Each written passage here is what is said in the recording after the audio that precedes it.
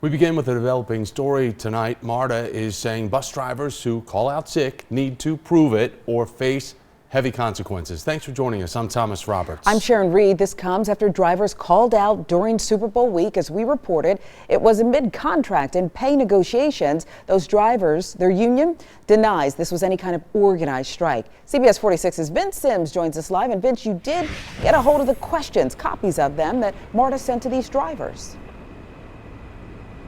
That is exactly right, and it's all spelled out right here. MARTA has put them on notice. MARTA says if you were sick, then prove you were sick, because they're claiming it could be insubordination on what they did. And some of the riders I talked to said that if MARTA punishes the drivers, they're okay with that.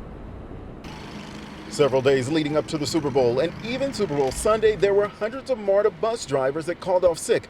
This was while their union was going through contract negotiations with MARTA for more money. I understand why they did it.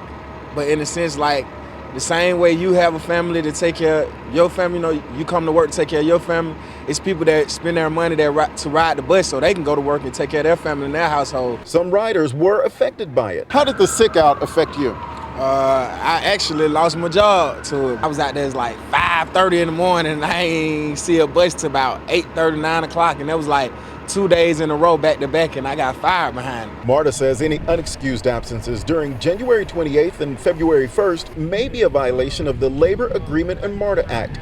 I've confirmed absent drivers were sent this notice and questionnaire. They're required to answer questions like, why were you absent? If you were sick, what were your symptoms and which doctor did you visit?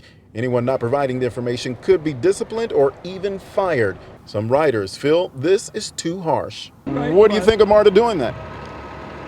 I think it's a disgrace. Oh yeah, real wrong. Real wrong.